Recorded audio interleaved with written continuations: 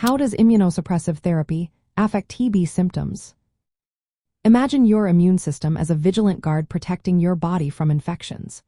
When you take immunosuppressive therapy, it's like lowering that guard, making it easier for infections like tuberculosis to take hold.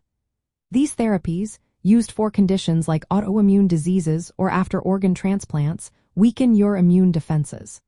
As a result, latent tuberculosis infection, which is usually kept in check without causing symptoms, can become active.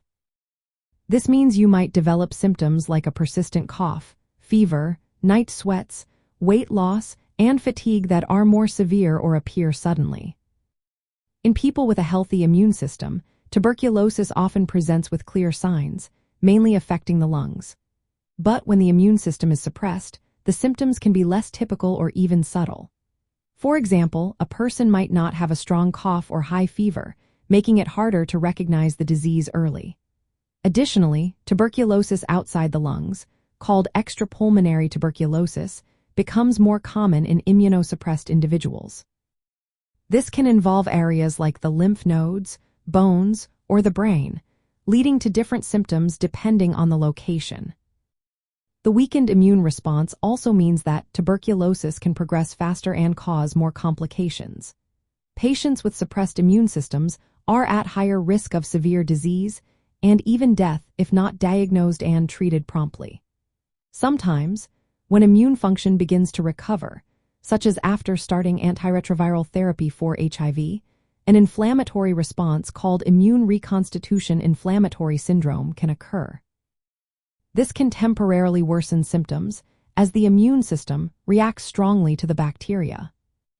Treating tuberculosis in immunosuppressed patients can be more complex. Their immune system's ability to fight the bacteria is diminished, so doctors often need to carefully monitor and sometimes adjust the treatment plan. Screening for latent tuberculosis infection before starting immunosuppressive therapy is highly recommended to prevent reactivation. In summary, immunosuppressive therapy can significantly alter how tuberculosis presents and progresses. It often leads to reactivation of latent infection, atypical symptoms, and increased risk of complications. Because each person's situation is unique, it is essential to work closely with healthcare professionals for proper diagnosis and management.